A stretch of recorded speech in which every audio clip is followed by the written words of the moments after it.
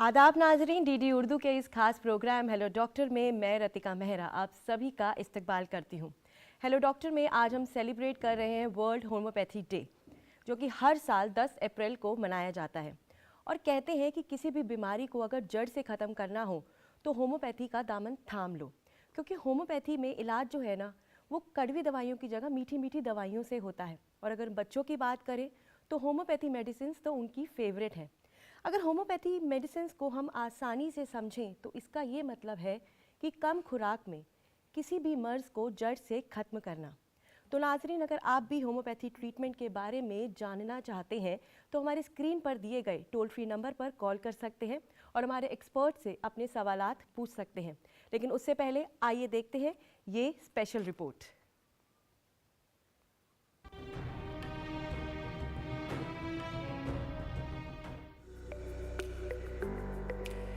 नाजरीन, इंसानी जिस्म को कुदरत ने ऐसी सलाहियत अता की है कि वो बहुत सी बीमारियों से अपनी कुव्वत मुदाफ़ियत की बदौलत खुद ब खुद लड़ लेता है और वो बीमारी हम पर हावी नहीं हो पाती। लेकिन ये भी हकीकत है कि हम कभी न कभी किसी बीमारी की जद में आ ही जाते हैं और फिर हमें इलाज व मुआवजे की ज़रूरत होती है। बीमारी की नौइयत और संगीनी के पेश नज़र उसका तरीक़ा इलाज तय किया जाता है, यानी कि इलाज एलोपैथी से करना है, आयुर्वेद से, यूनानी से या फिर होम्योपैथी से। वाज़े रहे कि अलग अलग पैथियों का तरीक़ा इलाज मुख्तलिफ होता है और मर्ज़ और मरीज़ की कैफियत पर इलाज मुनहसिर करता है, लेकिन मकसद एक ही होता है, मरीज़ को मर्ज़ से मुकम्मल निजात दिलाना। मरीज़ के ज़ाती तजुर्बात व मुशाहिदात पर भी इलाज का दारोमदार होता है कि उसे किस तरीक़ा इलाज से फ़ायदा होता रहा है और फिर उसी में उसका यकीन पुख्ता हो जाता है। आज होम्योपैथी तरीक़ा इलाज पर लोगों की एक बड़ी तादाद का यकीन है और वो इससे इस्तिफादा कर रहे हैं। होम्योपैथी की तारीख तकरीबन 200 साल पुरानी है। होम्योपैथी जिस तिब्बी फ़लसफ़े के तहत वजूद में आई, वो फ़लसफ़ा ये था कि इंसानी जिस्म को कुदरत ने ऐसी सलाहियत दी है कि वो बीमारियों से खुद ब खुद नबर्द आज़मा होकर अपना इलाज कर सकता है। होम्योपैथी तरीक़ा इलाज दरअसल इसी सलाहियत को उजागर करता है, जिसे क़ुव्वत मुदाफ़ियत यानी इम्यूनिटी कहते हैं। इसको यूँ समझा जा सकता है कि अगर कोई मादा ज़्यादा मकदार में एक सेहतमंद इंसान को दिया जाए तो वो उस शख्स में बीमारी का जरिया बनेगा, मगर उसी मादे को एक बीमार फर्द को कम मकदार में इस्तेमाल करवाया जाए तो उससे उसी बीमारी का इलाज होगा। इसका मतलब ये हुआ कि होम्योपैथी में इंसान के बदन में पैदा होने वाली बीमारियों का इलाज उन्हीं मादों से किया जाता है कि जो बीमारियां पैदा होने का सबब बनते हैं। होम्योपैथिक अद्वियात पौधों और कुदरती मादनियात से हासिल करदा अज्जा से तैयार की जाती हैं, जिनकी इंतहाई कम मकदार इस्तेमाल में लाई जाती है। आलमी इदारा सेहत WHO के मुताबिक होम्योपैथी तरीक़ा इलाज एलोपैथिक तरीक़ा इलाज के बाद दूसरे नंबर पर आता है, जो तकरीबन 80 मुल्कों में राइज है। इन मुल्कों में वो मुल्क भी शामिल हैं जहां होम्योपैथी को सरकारी तौर पर मुस्तनद करार दिया गया है। इनमें बरतानिया, Belgium, Switzerland, Hungary, Brazil, Mexico, Bharat और श्रीलंका वगैरह शामिल हैं। एक रिपोर्ट के मुताबिक भारत में तकरीबन 10 करोड़ अफराद होम्योपैथी तरीक़ा इलाज को इख्तियार करते हैं। काबिल गौर है कि आम तौर से होम्योपैथी तरीक़ा इलाज को महफूज तरीन तसव्वुर किया जाता है, लेकिन अब भी इस तरीक़ा इलाज के तईं बेदारी पैदा करने की सख्त ज़रूरत है, क्योंकि बाज़ लोग ये समझते हैं कि होम्योपैथी मर्ज़ को काबू करने में ज़्यादा वक्त लेती है, मगर ये साइड इफ़ेक्ट से पूरी तरह पाक तरीक़ा इलाज है और इसमें मरीज़ को दवा उसके मिजाज और कैफियत के हिसाब से दी जाती है। होम्योपैथी तरीक़ा इलाज के तईं बेदारी पैदा करने और तिब्बी शोबे में उसके ताउन का एतराफ़ करने के लिए हर बरस 10 अप्रैल को होम्योपैथी का आलमी दिन मनाया जाता है। ये दिन इस बात का भी ज़ामिन है कि होम्योपैथी तरीक़ा इलाज इख्तियार करने वालों की तादाद में मुसलसल इजाफा हो रहा है और इस पर लोगों का यकीन बढ़ता जा रहा है।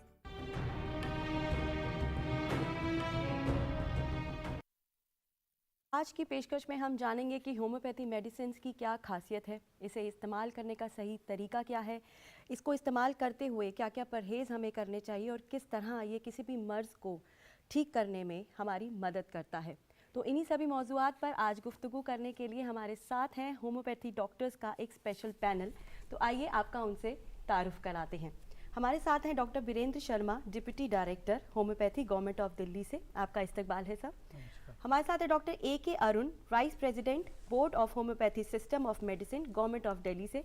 आपका भी इस्तकबाल है। और हमारे साथ हैं doctor Mridula Pandey, senior consultant और former deputy director homoeopathy government of Delhi से। आपका भी इस्तकबाल है मैम।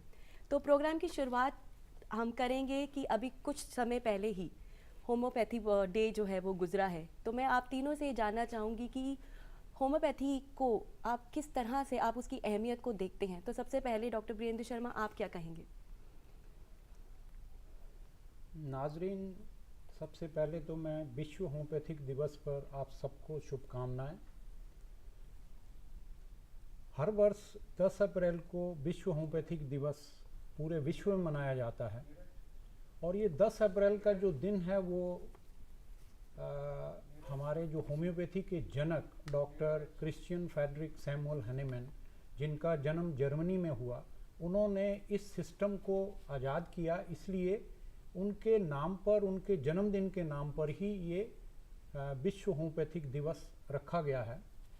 और पूरे विश्व में 10 अप्रैल के दिन जितने भी होम्योपैथी से जुड़े चिकित्सक हैं, होम्योपैथिक से जुड़े जो इलाज करने वाले हैं या जो मरीज हैं जो होम्योपैथी के इलाज से लाभान्वित होते हैं, वो सब लोग इस दिवस पर एकत्रित होकर लोगों अपना मन चिंतन करते हैं कि हम होम्योपैथी को और बेहतर कैसे कर सकते हैं, होम्योपैथी के इलाज की और क्या क्या संभावनाएं हैं जिसको हम देख सकते हैं। तो इसी उपलक्ष्य के ऊपर अभी 10 अप्रैल को हमने भारतवर्ष में भी विश्व होम्योपैथिक दिवस मनाया, जिस पर भारत सरकार के बहुत सारे अधिकारी, हमारे मंत्री जी और हमारे दूसरे चिकित्सक एकत्रित हुए और 2 दिन के इस साइंटिफिक सेमिनार में बहुत सारा मंथन किया कि हम जो इसको साइंटिफिक बेस देने के लिए क्या क्या विधाएं हैं जिसको हम सहायता ले सकते हैं, मॉडर्न सिस्टम से इसको कैसे जोड़ा जा सकता है, और जो हमारी पुरानी पद्धति है, ये पद्धति करीब 200-250 साल पहले जर्मन से चली और अब ये इंडिया में काफ़ी प्रचलित हो चुकी है। तो इसी उपलक्ष्य के ऊपर विश्व होम्योपैथिक दिवस मनाया जाता है। Thank you so much doctor Sharma. Doctor Arun, मैं आपसे भी सेम ही सवाल करना चाहूँगी कि आप इस दिन की अहमियत को किस तरह से देखते हैं? ये दिन बहुत ख़ास है, ख़ास करके ऐसे दौर में जब पूरी दुनिया बीमारियों के चंगुल में ग्रस्त है और उनको कोई मुकम्मल उपचार नहीं मिल रहा है। इसको बताने की कोई ज़रूरत नहीं, अभी हम गुजर ही रहे हैं कोरोना के इस महाप्रलय का दौर था पूरी दुनिया में।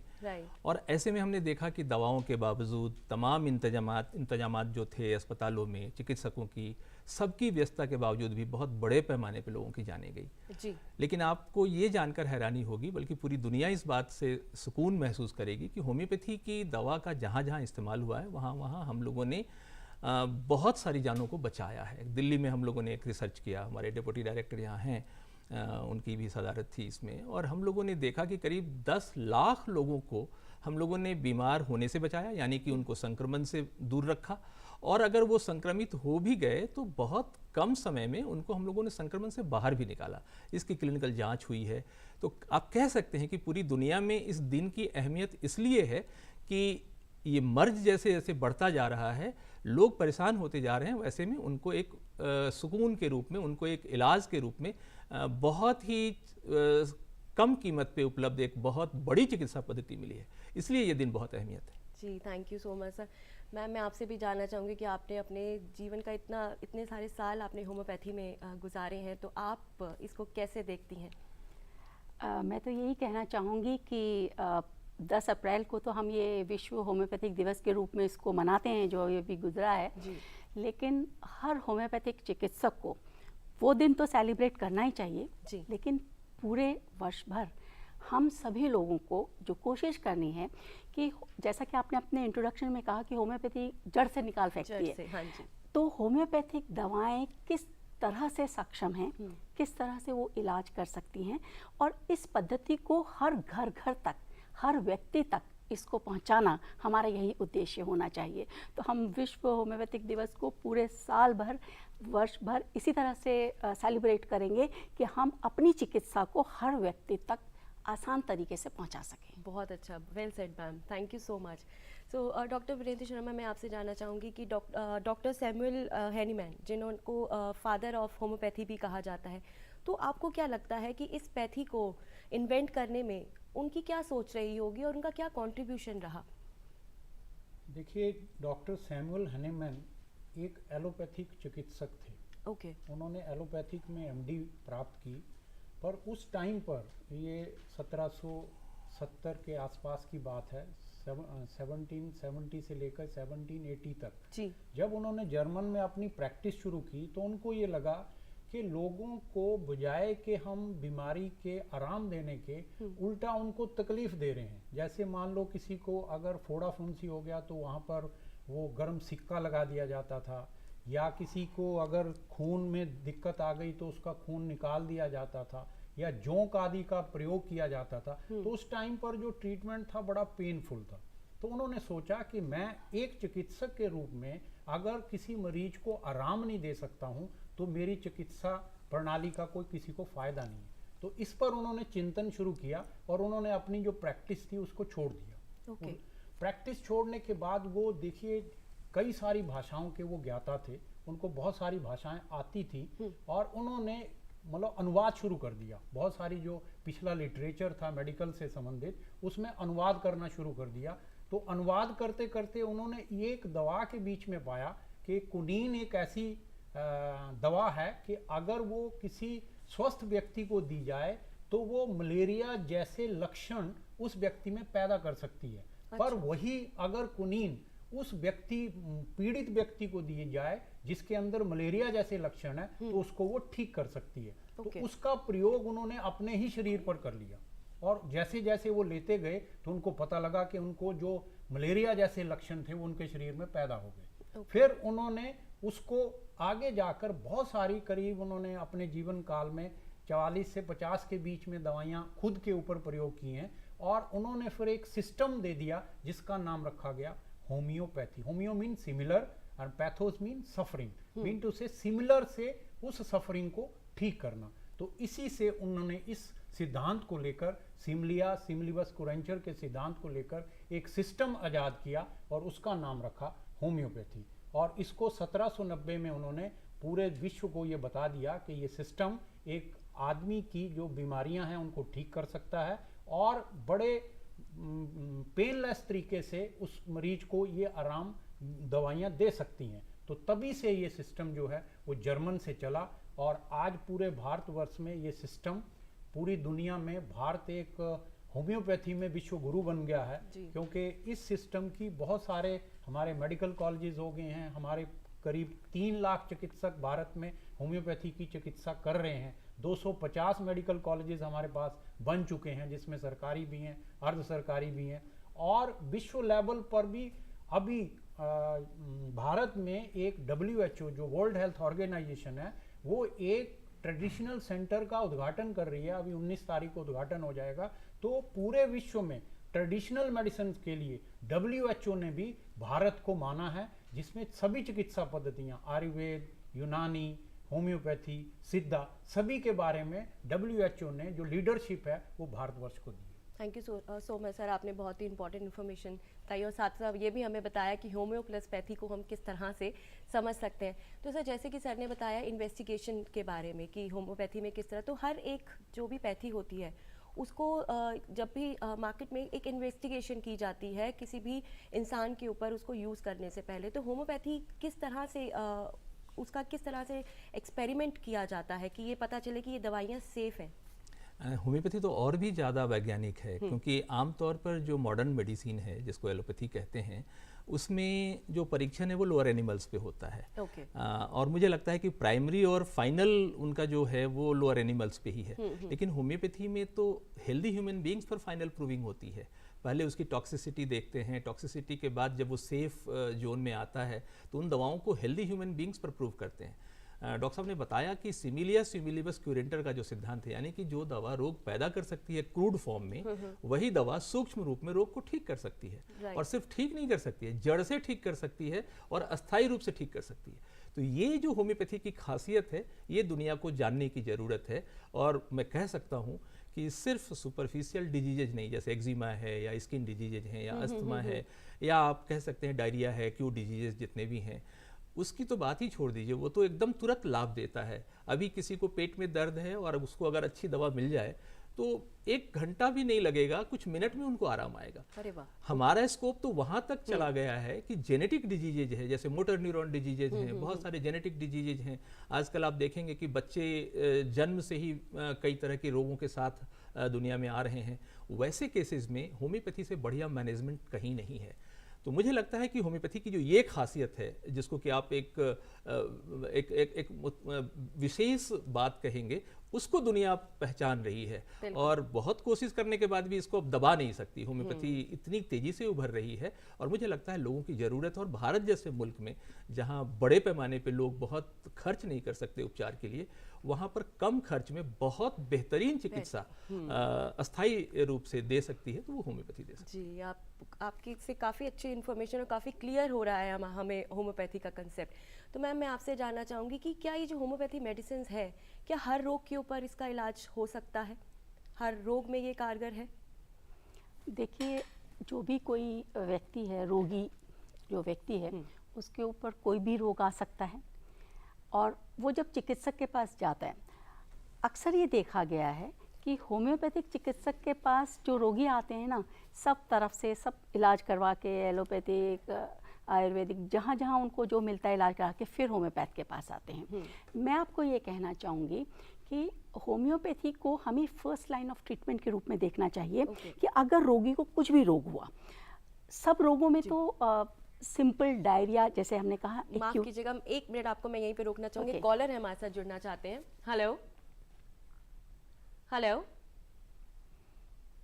हेलो। जी मैम, तो हम बात कर रहे थे कि क्या सभी रोगों के ऊपर? सभी रोगों के ऊपर तो हम इस तरह से कह सकते हैं कि सभी रोग कैसे आप ट्रीट कर रहे हैं और कौन से रोग हैं। अब रोगों के भी तो कई प्रकार होते हैं ना, एक्यूट डिजीज है, सब एक्यूट है, क्रॉनिक है, तो हम किन रोगों में कारगर होती है। तो जहाँ एक्यूट डिजीजेज हैं जो अभी तुरंत हुई, जैसे डॉक्टर साहब ने कहा कि लोग समझते हैं कि भाई होम्योपैथिक दवा से तो बड़ी देर में आराम आता है, हम नहीं खाएंगे। लेकिन अगर डायरिया है, हेडेक है, पेट में सडन दर्द हुआ है, तो एक होम्योपैथिक चिकित्सक तुरंत उसका डायग्नोसिस बनाकर उसको अगर सही दवा देता है तो वो बहुत जल्दी आराम उस रोगी को पहुंचता है। सब एक्यूट डिजीजेस भी हैं जिनमें होम्योपैथिक दवाओं का इस्तेमाल होता है और क्रॉनिक डिजीजेस के लिए तो वैसे भी कहा गया है कि जो दीर्घ रोग हैं उनके लिए होम्योपैथिक चिकित्सा बहुत अच्छी चिकित्सा है। तो लगभग हम सभी प्रकार के रोगों के लिए, हाँ, अगर कोई एक्सीडेंटल केसेस हैं, कहीं कोई इमरजेंसी है, तो इसके लिए हमें अन्य चिकित्सा पद्धतियों का अगर सहारा लेना पड़ता है तो डेफिनेटली एक होम्योपैथिक चिकित्सक भी उनको रेफर करता है। जी बिल्कुल। तो मैं ये आप लोगों से जानना चाहूँगी, कुछ मिथ्स हैं लोगों के होम्योपैथी को लेकर। जैसे कि पहला ये डॉक्टर शर्मा, मैं आपसे जानना चाहूँगी कि कहा जाता है, जैसे अभी मैम ने भी बताया, कि इसका इलाज थोड़ा समय लेता है। तो ये इसके ऊपर आप लोगों को बताइए, हमारे व्यूवर्स को, कि ऐसा क्यों ये सोच है कि होम्योपैथी का जो इलाज है वो काफ़ी वक्त लेता है ट्रीट करने में किसी भी मरीज़ को? देखिए, लोगों में एक धारणा बन गई है कि अगर होम्योपैथिक इलाज करवाएंगे तो बहुत टाइम लगेगा और जो मरीज का समय है वो बहुत सारा खराब होगा उस इलाज को करवाने में और वो जल्दी ठीक नहीं हो पाएगा। पर अब वैज्ञानिक आधार पर ये सिद्ध हो गया है कि अगर आप होम्योपैथिक ट्रीटमेंट पूरी तरह से होम्योपैथिक की जो प्रणाली है उसके आधार पर लेते हैं तो मरीज को तुरंत आराम मिलता है। अब पहले हमें ये समझना पड़ेगा कि होम्योपैथिक दवाई और मरीज का आपस में क्या संबंध है। तो इसके लिए मैं जस्ट आपको एक एग्जांपल से समझाता हूँ। देखिए, अगर मेरे हाथ में ये 5 उंगलियां हैं, पांचों में ये समझता हूँ कि ये किस्म की ये बीमारी का रूप है। मीन टू से 2 मिनट रुकना चाहूँगी, एक कॉलर हमारे साथ जुड़ना चाहते हैं, आपकी बात को अभी पूरा करते हैं। हेलो हेलो, नमस्कार मैम, मैं जितेंद्र बोल रहा हूँ हिमाचल प्रदेश से। जी बताइए, आपकी क्या उम्र है? मेरी उम्र है 35 साल।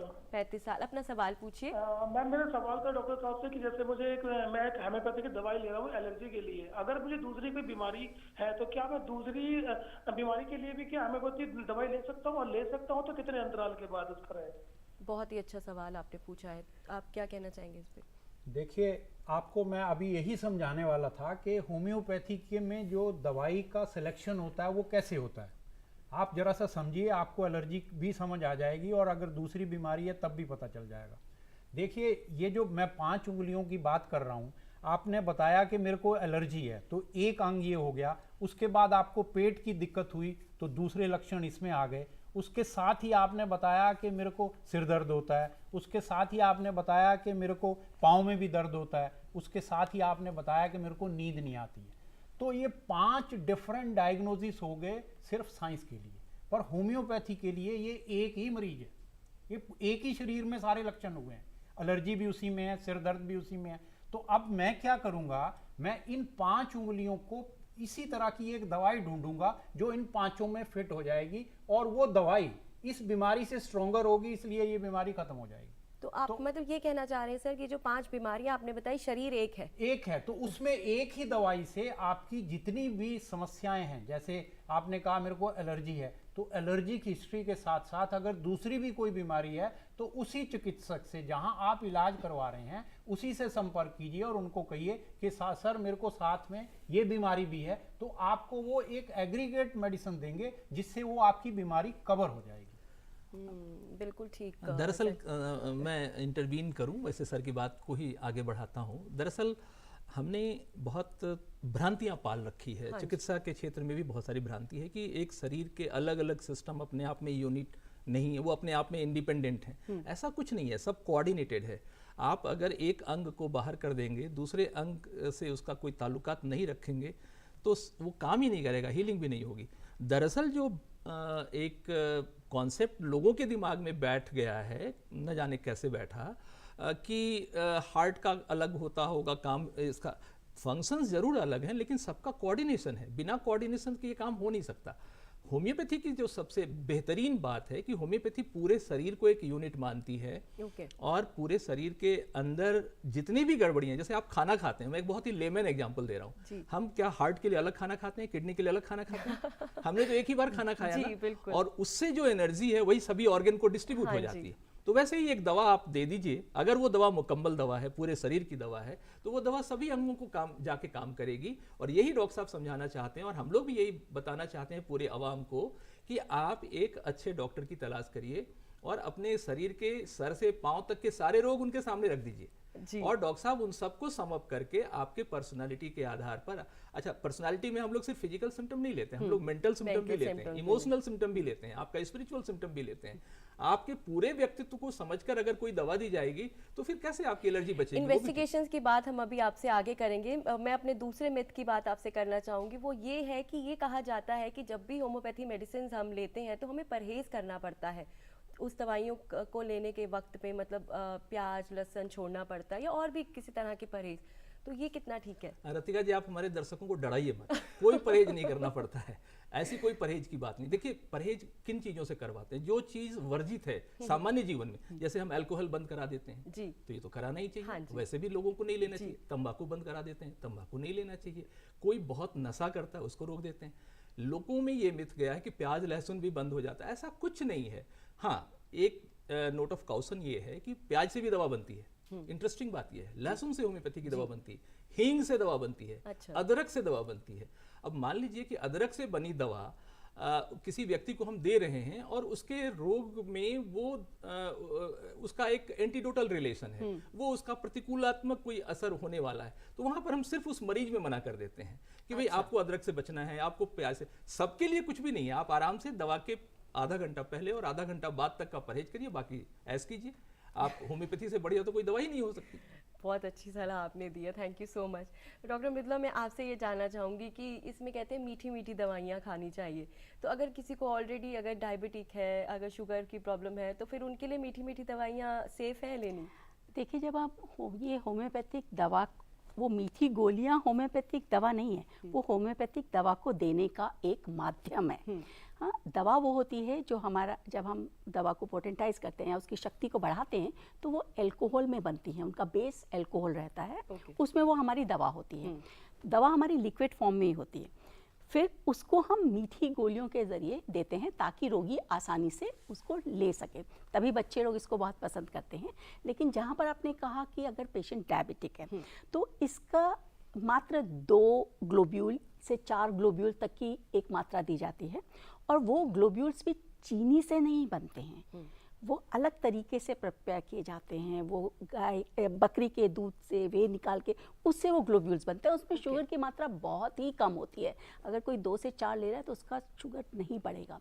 दूसरी चीज़, अगर हमको लगता है कि इस रोगी को हमें नहीं देना ये, तो हम उसको लिक्विड फॉर्म में ही वो दवा पानी में मिला के दे सकते हैं, आसानी से वो व्यक्ति ले सकता है। मीठी गोलियां तो एक तो खाने में मीठी होती हैं, कोई जैसे बच्चा है या कोई बड़े बूढ़े हैं आसानी से ले सकते हैं, कोई दिक्कत नहीं आती, इसलिए हम उसको उस माध्यम से देते हैं, हो जाती है। तो इस आपका कहने का मतलब अगर कोई डायबिटिक पेशेंट है तो उसमें हम बदलाव कर सकते हैं, लेकिन वैसे सेफ है उनके वैसे सेफ है। 2 से 4 गोलियों तक उसका शुगर का लेवल नहीं बढ़ता है। ओके। और वैसे भी डायबिटिक मरीज को चीनी की मात्रा तो लेनी ही पड़ेगी ना, एनर्जी तो चाहिए, ग्लूकोज का तो एक सर्टेन फॉर्म चाहिए। होम्योपैथी मेडिसिन ले सकते हैं? नहीं, ऐसा मैं नहीं कह रहा, लेकिन मैं ये कह रहा हूँ कि उनको डरने की जरूरत नहीं है कि अगर वो डायबिटिक हैं और 4 गोलियां खा रहे हैं तो उनको डरना बिल्कुल नहीं चाहिए। बिल्कुल ठीक बात है। डॉक्टर शर्मा, अभी हमने बात की परहेज की, तो हमने बात की, लेकिन एक तरीका भी होता है इन मेडिसिन को लेने का। ये कहा जाता है कि जिस वक्त पे हम दवाई ले रहे हैं तो उससे कुछ समय पहले और कुछ समय बाद कुछ खाना पीना नहीं चाहिए, ऐसा क्यों होता है?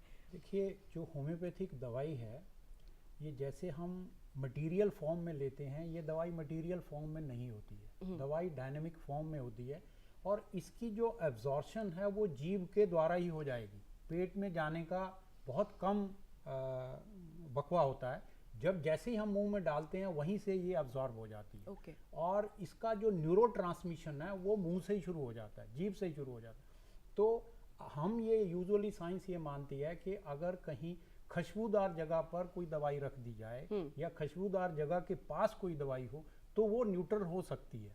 तो अगर किसी ने कोई चीज़ 2 मिनट पहले खाई है और उसके बाद वो उसी चीज़ का टेस्ट मुंह पे है, अगर हम वो दवाई मुंह पे डाल देंगे तो उसकी उतनी पूरी अब्जॉर्प्शन नहीं होगी, क्योंकि उस टेस्ट का मुंह के अंदर इफेक्ट रहेगा। तो इसलिए अगर 5-7 मिनट या 10 मिनट का बकवा दवाई लेने से पहले और बाद का दे दिया जाए तो वो पूरी तरह एब्जॉर्ब हो जाएगी और जो मरीज है उसके शरीर में चली जाएगी। हमारी दवाई मटेरियल फॉर्म में नहीं है कि कोई कैप्सूल खाया या कोई गोली खाई जो पेट में गई, जाके एब्जॉर्ब हुई, उसके बाद फिर वो कहते हैं कि कोई एसिडिटी करेगी, ऐसा कुछ नहीं है। इसका एब्जॉर्प्शन ही सारा मुंह से तो कहने का ये मतलब है कि जैसे ये भी कहा जाता है कि खुशबूदार चीज़ों से को अवॉइड करना चाहिए जब हम होम्योपैथी ट्रीटमेंट ले रहे होते हैं, तो हमेशा के लिए नहीं, बस कुछ वक्त के लिए आप कह रहे हैं के लिए सिर्फ वो परफ्यूम के आसपास ना हो और जीभ में किसी तरह की कोई बदबू नहीं होनी चाहिए, जिससे कि उसका जो एब्जॉर्प्टिव इफेक्ट है वो कम हो जाए। और जिस दौरान लें, अगर मान लो कुरला करके हम 5 मिनट बाद ले देते हैं, मोस्ट सेफ है। और उसके 5-10 मिनट बाद खाना खा लेते हैं, तब भी सेफ है। और अक्सर ये साइंस में कहा गया है कि अगर खाली पेट आप होम्योपैथिक दवाई का सेवन करते हैं तो वो सबसे बेहतर है। वो सबसे जल्दी एब्जॉर्ब होती है मुंह में, क्योंकि उस टाइम पर मुंह के अंदर कोई भी किसी तरह की कोई ऑफेंस नहीं होगी, कोई किसी तरह का खाने का असर नहीं होगा। तो आप सुबह उठते ही अगर कुरला करके होम्योपैथिक दवाई का सेवन करते हैं तो वो बहुत ज़्यादा फायदेमंद होता है। बिल्कुल, ये बहुत ही इंपॉर्टेंट इन्फॉर्मेशन डॉक्टर शर्मा ने हमारे साथ शेयर की कि अगर सबसे सही और सही टाइम जो है हमारा होम्योपैथी मेडिसिन को वो लेना है अर्ली मॉर्निंग, वो भी एम्प्टी स्टमक, ठीक है जी एम्प्टी स्टमक। तो डॉक्टर शर्मा, कहीं मीठी गोलियां दी जाती हैं, कहीं लिक्विड फॉर्म में दी जाती है दवाई, तो दोनों में फ़र्क क्या होता है? नहीं, मैं डॉक्टर साहब की बात को थोड़ा सा और स्पष्ट कर दूं। देखिए, हमारे शरीर में जो ट्रांसमीटर्स हैं, आप देखेंगे एलोपैथी में जो सामान्य सी दवाई होती है वो ओरल रूट से दी जाती है, कोई कैप्सूल गोली हम निगल लेते हैं, वो जाकर डिजॉल्व होती है, डिजॉल्व होकर फिर सिस्टम को सप्लाई होती है, तो उसमें थोड़ा वक्त लगता है। लेकिन जो थोड़ा फास्ट देना होता है तो उसको इंट्रावेनस इंजेक्शंस के रूप में देते हैं। मैं एलोपैथी की बात कर रहा हूँ। आईवी इंजेक्शंस दिए जाते हैं, जहाँ लाइफ सेविंग ड्रग्स है उसको आईवी इंजेक्शंस के थ्रू। उससे भी जो फास्टेस्ट रूट है वो है नर्व्स। और आप देखिए, ये होम्योपैथी की खासियत है कि हम सीधे नर्व्स से ही डील करते हैं। मतलब मोस्ट वीआईपी, जैसे कभी वीआईपी मूवमेंट होता है तो आप देखिए सारी ट्रैफिक रोक दी जाती है जी, हाँ, ताकि वो ट्रैफिक आराम से जा सके। जो हमारे वीआईपीज हैं उनको कोई दिक्कत ना हो।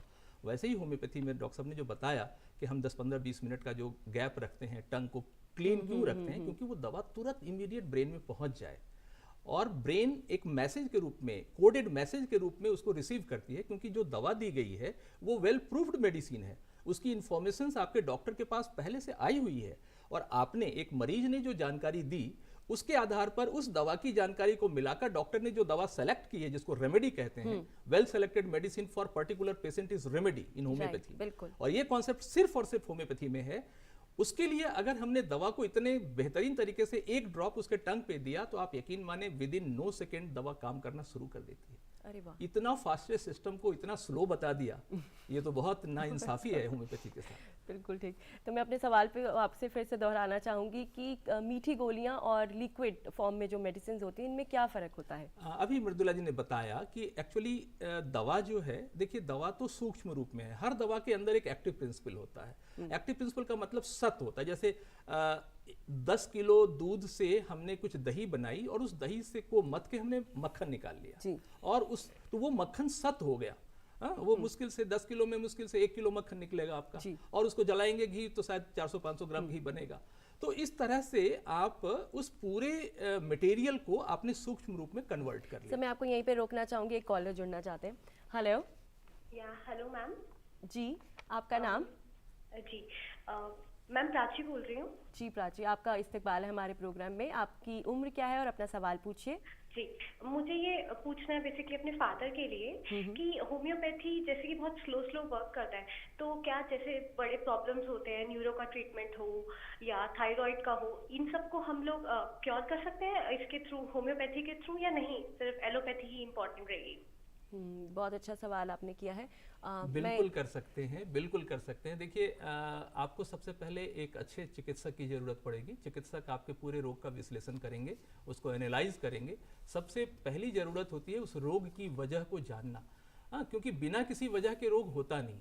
अब उसमें जो एक्साइटिंग फैक्टर्स है उसको आपका डॉक्टर समझ लेगा, उसको रिमूव कर देगा, और उसके बाद अगर वो डिजीज़ इमीडिएट एक्यूट डिजीज है तो तुरंत लाभ मिल जाएगा। अगर उसका क्रॉनिक लिंक है, मान लीजिए कि बीमारी धीरे धीरे पेनिट्रेट करते हुए शरीर के बिल्कुल सूक्ष्मतम हिस्सों में पहुंच चुकी है, सेलुलर लेवल पे पहुंच चुकी है, तो उसमें थोड़ा वक्त लग जाएगा। अगर वो जेनेटिक लेवल पे पहुंच चुकी है तो थोड़ा और ज़्यादा वक्त लग जाएगा। लेकिन मैं आपको ये भरोसा दिला सकता हूँ कि थायराइड का मामला हो या इंडोक्राइनल मामला हो या स्किन का मामला हो या टिश्यू का मामला हो या फिर ब्लड का मामला हो या ऑर्गन का मामला हो, होम्योपैथी बहुत कारगर है। आप एक अच्छे डॉक्टर की तलाश करें और उनसे अपने सारे शरीर के रोग के बारे में बताएं, वो आपकी एक अच्छी दवा का सिलेक्शन करके आपको ठीक कर सकते हैं।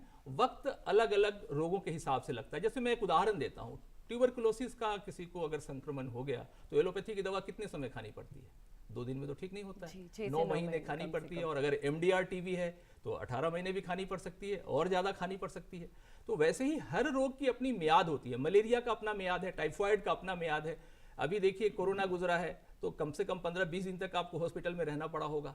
होम्योपैथी की खासियत यह है कि आपके कॉम्प्लिकेशंस को हम बचा लेते हैं, आपको अनावश्यक जो साइड इफेक्ट्स है उससे हम बचा लेते हैं। तो ये बहुत ज़रूरी है कि आप एक अच्छे क्वालिफाइड डॉक्टर्स, और दिल्ली प्रिविलेज्ड है पूरे हिंदुस्तान में। डॉक्टर साहब ने बताया कि करीब 3 लाख से 5 लाख तक हमारे रजिस्टर्ड डॉक्टर हैं। आप उनमें से अच्छे डॉक्टर की तलाश करिए, उन तक पहुंचिए, उनको अपना रोग बताइए और निश्चित रूप से लाभ मिलेगा। जी बहुत बहुत शुक्रिया, आपने बिल्कुल ठीक कहा। ये वाकई एक मिथ है, क्योंकि हर एक जो भी बीमारी होती है उसका एक समय होता है ट्रीटमेंट का। और अगर हम ये कहें कि नहीं होम्योपैथी ट्रीटमेंट बहुत ही लंबा समय लेता है, तो ऐसा कुछ नहीं है, क्योंकि जिसने जितना समय लेना है वो उतना ही वक्त लेगा ही लेगा। बिल्कुल ठीक। मैं चाहूँगी कि आप अपना वो वाला क्वेश्चन भी कंप्लीट कर लें। जी, मैं आपको बता रहा था कि जो एक्टिव प्रिंसिपल है दवा का, उसको निकालकर अगर आप उसका उपयोग करेंगे तो उसके साइड इफेक्ट्स नहीं होंगे। क्योंकि निश्चित रूप से केमिकल कंपोजिशंस जो एलोपैथी में दवाओं में होते हैं, फॉर्मुलेशंस होते हैं, उन फॉर्मुलेशंस की अपनी सीमाएं हैं। और उसका दिक्कत है कि मान लीजिए कि हम लीवर की दवा खा रहे हैं तो हो सकता है किडनी पर उसका बुरा असर पड़ जाए। हाँ जी। तो डॉक्टर्स अक्सर आपको उसके साथ विटामिन जोड़ते हैं, फिर उस साइड इफेक्ट्स को काउंटर करने के लिए एहतियात बताते हैं। बावजूद इसके हम फंस जाते हैं। एलोपैथी की दवा के साथ साथ निश्चित रूप से कई सारे साइड इफेक्ट्स हम झेलते हैं। होम्योपैथी की एक खासियत है, और मुझे लगता है इस खासियत को पूरी दुनिया को समझना चाहिए, कि होम्योपैथी की सही दवा का अगर सही रूप में इस्तेमाल किया जाए तो कोई साइड इफेक्ट नहीं होगा, शरीर की कोई विकृति नहीं आएगी शरीर में, और वक्त जो भी लगे, मैंने आपको बताया कि वक्त के अपने उसका एक अपना वो है, एक टाइम फ्रेम है हर बीमारी के हिसाब से, वो लेगा और वो ठीक होगा। तो आपको ठीक होना है, शरीर को विकार मुक्त रखना है और लंबे समय तक लंबी जिंदगी बेहतर तरीके से जीनी है। इसलिए आप होम्योपैथी में आइए, ये लोगों को भरोसा दिलाने की तो मतलब सही वक्त, सही तरीका और थोड़े से परहेज के साथ हम इस किसी भी मर्ज को जड़ से, जैसे कि कहा, कि हम उसे खत्म कर सकते हैं। बिल्कुल कर सकते हैं। बिल्कुल ठीक। डॉक्टर मृदुला, मैं आपसे ये जानना चाहूँगी कि अगर प्रेग्नेंट लेडीज़ की बात करें या न्यूबॉर्न बेबीज़ की बात करें तो उसमें ये होम्योपैथी मेडिसिन कितनी सेफ रहती हैं? इससे पहले मैं आपको ये कहना चाहूँगी कि जैसा अभी डॉक्टर ने कहा और मेरे साथी डॉक्टर शर्मा ने बताया, हम लोगों को ये समझना बहुत ज़रूरी है, जैसे होम्योपैथी के बारे में जितने मिथ्स शुरू हो गए हैं, अभी डॉक्टर साहब ने कहा क्वालिफाइड डॉक्टर, है ना। होम्योपैथी एक बहुत ही स्पेशलाइज्ड पैथी है, उसमें एक चिकित्सक को पहले सारे सब्जेक्ट्स, क्योंकि कई बार ये भी पूछा जाता है क्या आप वही पढ़ते हैं जो एलोपैथिक चिकित्सा में पढ़ाया जाता है? जी हाँ, ये तो कोई ऐसा नहीं है ना, जो डॉक्टर बना उसको शरीर का पूरा विज्ञान, उसको सारी physiology, anatomy, surgery, medicine, gynae, ops, उसको सारी जानकारी होनी चाहिए। वही एक एजुकेटेड क्वालिफाइड चिकित्सक वही बन सकता है। जब आपको पूरे शरीर की पूरी जानकारी है तो हम होम्योपैथिक चिकित्सा में सबसे पहले तो जो रोगी आया हम उसका डायग्नोसिस बनाते हैं कि भाई आपको ये तकलीफ है, उसका डायग्नोसिस बना। और स्पेशलाइज्ड मैंने इसलिए बोला कि उसका डायग्नोसिस बना लेने के बाद डिजीज़ का हम जाते हैं रोगी के डायग्नोसिस पे, जो हमारे लिए बहुत ही इंपॉर्टेंट होता है। अगर हम यहाँ पर चारों जने किसी एक बीमारी से पीड़ित हो, मान लो हम सभी के सिर दर्द हो रहा है, तो हम चारों की दवा एक नहीं होगी। हम ये स्पेशलाइजेशन यही है, जैसा डॉक्टर शर्मा ने बोला था, सिर से लेकर पाँव तक आपकी हिस्ट्री, सिर से लेकर पाँव तक इनकी हम सबकी होगी, सेम नहीं होगी। और जैसा डॉक्टर अरुण ने कहा कि हम लोग जो हमारा विश्व स्वास्थ्य संगठन WHO डिफाइन करता है एक स्वास्थ्य की परिभाषा कि उसमें physical, mental, social, environmental, emotional, spiritual सारा कुछ आना चाहिए। तो होम्योपैथिक चिकित्सा पद्धति में जब आप सिर से लेकर पाँव तक की उस पेशेंट की हिस्ट्री लेते हैं तो आप पूरे कंप्लीट टोटलिटी में उसको समझते हैं। वहाँ पर आपका स्पेशलाइजेशन है। हो सकता है आपका सिर दर्द धूप में जाने से हुआ हो सकता है इनका सिर दर्द कुछ फ्राइड चीज़ें खाने से हुआ हो सकता है कि इनको सिर दर्द टेंशन की वजह से हुआ हो सकता है कि मेरे को ऐसा सिर दर्द हो कि जो मेरी किसी और बीमारी के साथ जुड़ा हुआ हो, मैं हाइपरटेंसिव हूँ, कुछ हो, तो हम सबकी दवाएं अलग अलग हो जाएंगी। अब आपने पूछा माँ और बच्चा, देखिए बच्चे तो होम्योपैथिक दवा बहुत पसंद करते हैं, बिल्कुल फेवरेट। और जब एक कोई बड़ा व्यक्ति हमारे पास आता है और एक छुटपन से छोटे छोटे बच्चे, आज बच्चा अभी पैदा होता नहीं है कि उससे पहले इतनी स्ट्रॉन्ग मेडिसिन के ऊपर हम उसको रख देते हैं, पैदा होते ही उसकी मेडिसिन का पर्चा तैयार शुरू हो जाता है। तो अगर हम, मैंने तभी कहा था शुरू में कि फर्स्ट लाइन ऑफ एक्शन, अगर कोई बीमारी उसी समय बच्चे को हुई है और हम उसी समय पकड़ लें, जैसे डॉक्टर शर्मा ने कहा एलर्जी हुई, 5 चीज़ें अलग अलग हुई, पहले तो एक शुरुआत हुई, फिर उसको हमने रोकने की कोशिश करी, वो वहीं पे दवा पेलिएट हुआ या सब दूसरा निकल गया। मैम इस पर एक बात जानना चाहूँगी कि बच्चा तो अभी पैदा हुआ है, तो हमें इमीडिएट कैसे पता चल जाता है जब डॉक्टर्स हमें पर्चा पकड़ा देते हैं कि बच्चे को ये मेडिसिन सुबह शाम ये दो, पैदा हुए बच्चे को कैसे पता चलेगा कि उसको ये प्रॉब्लम है, या क्या क्योर किया जाता है उसके अंदर, या क्या ऐसी चीज़ें, क्या सप्लीमेंट्स उसको दिए जाते हैं? देखो जो बच्चा होता है ना, बच्चा भी कैसे हम उस बच्चे को समझते हैं, बच्चा कोई लक्षण देता है ना।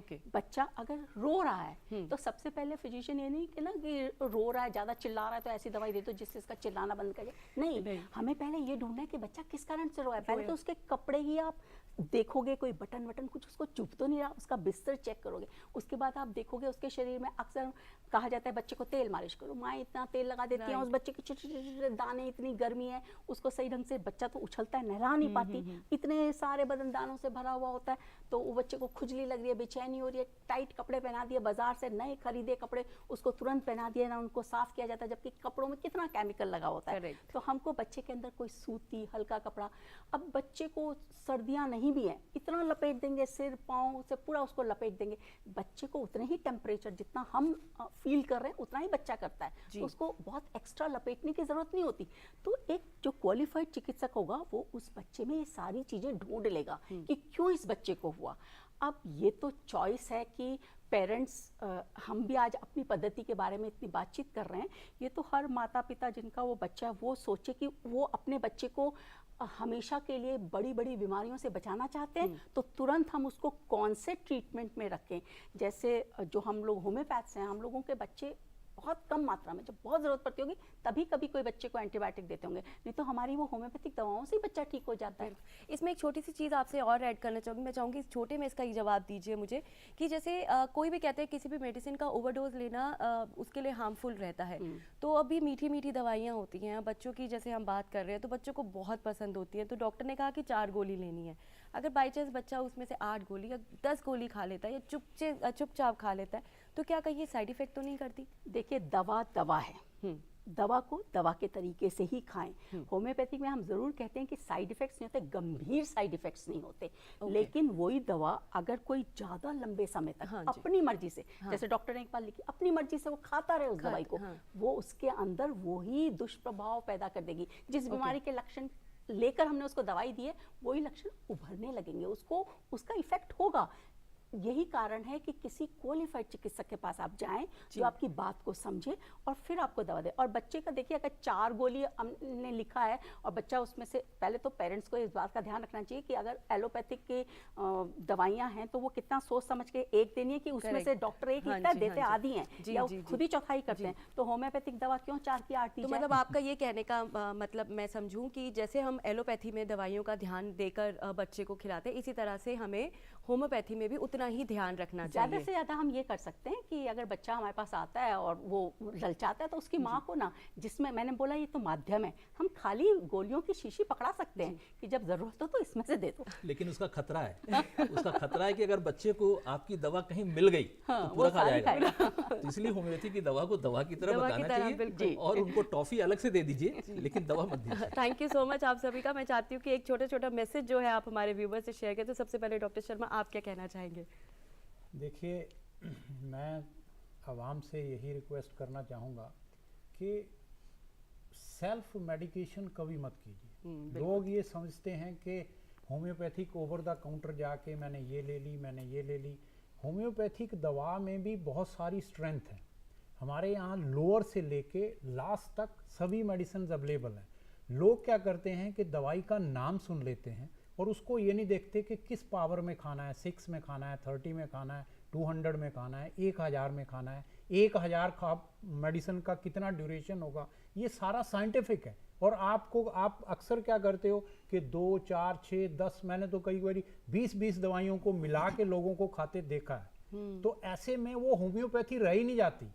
वो ना तो एक दवाई का असर आएगा ना दूसरी का आएगा, एक दूसरे को वो अल्टर करती रहेंगी। तो इसलिए आप किसी कुशल चिकित्सक के पास जाकर सेल्फ मेडिकेशन मत कीजिए। दूसरा, होम्योपैथी की जो जैसे सभी स्पेशलिस्ट ने अभी बताया कि मेरी गुजारिश सबसे ये है कि इसको फर्स्ट लाइन ऑफ ट्रीटमेंट बनाइए।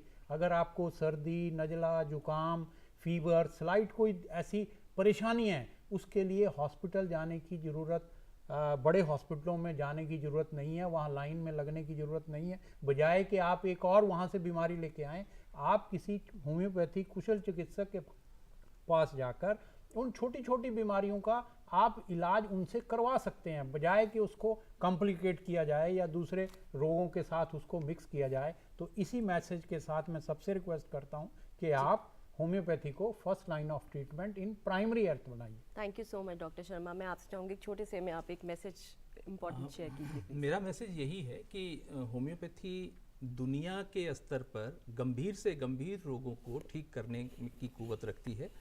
हमारे लोगों से अपील यही है, पूरी दुनिया के लोगों से अपील यही है कि वो इसको एक सिस्टम के रूप में अपनाएं और निश्चित रूप से अपने शरीर को वो कई सारे विकारों से बचा सकते हैं। होम्योपैथी जुकाम से लेकर कैंसर तक रोगों में कारगर है, ये आप भरोसा लीजिए आज के इस कार्यक्रम से। और हम सब चिकित्सक आपकी सेवा के लिए उपस्थित हैं, जहां भी अच्छे योग्य चिकित्सक मिले आप उनकी सेवाएं लीजिए। Thank you so much sir. Ma'am, आप क्या कहना चाहेंगी? मैं तो ये कहना चाहूँगी कि first line of treatment homoeopathy ही बनाएं। लेकिन आजकल हम देखते हैं ना कि लाइफस्टाइल डिसऑर्डर्स कितने हो रहे हैं, जीवन शैली से संबंधित रोग बहुत ज़्यादा आ रहे हैं, डायबिटिक हो गए, हाइपरटेंसिव हो गए, मोटापा चढ़ गया। तो एक डॉक्टर हूँ तो मैं सबसे पहले ये कहना चाहूँगी कि आप बीमार ही क्यों होते हैं, आप अपने शरीर को इस तरीके से रखें कि वो निरोगी रहे। आप कोशिश ये करें कि अपना जो प्रकृति ने हमें दिया है उस प्रकृति के समीप ही रहें और उन्हीं प्रकृति के नियमों का ही पालन करें, तो आपके रोग कम से कम आएंगे। और अगर आपको कम रोग होंगे, आपको कम दवाओं की आवश्यकता होगी, आप गंभीर रोगों से पीड़ित ही नहीं होंगे। और आवश्यकता पड़े तो हम सारे चिकित्सक, होम्योपैथिक चिकित्सक आपकी सेवा में उपलब्ध हैं। बहुत बहुत शुक्रिया आप सभी का, आपने होम्योपैथी ट्रीटमेंट पे इतने अच्छे व्यूज़ हमारे साथ शेयर किए और मुझे लगता है जो मिथ लोगों के हैं होम्योपैथी को लेके वो आज आपने सभी तोड़ दिए हैं। So thank you so much once again, thank you. और हमें पूरी उम्मीद है नाजरीन कि आज की ये होम्योपैथिक पे जो हमारी स्पेशल पेशकश है आपको बेहद पसंद आई होगी। और अगर आपकी भी कोई राय हो तो आप हमें ईमेल कर सकते हैं। हमारा ईमेल आईडी है hello.drurdu@gmail.com और हमारे यूट्यूब चैनल के साथ भी जुड़ सकते हैं। हमारे यूट्यूब चैनल है DD उर्दू। अब अपनी मेज़बान रतिका मेहरा को दीजिए इजाज़त, अगले हफ्ते आपसे फिर मुलाकात होगी एक नए मौजू के साथ। तब तक के लिए अपना और अपनों का ख्याल रखें। अल्लाह हाफिज़।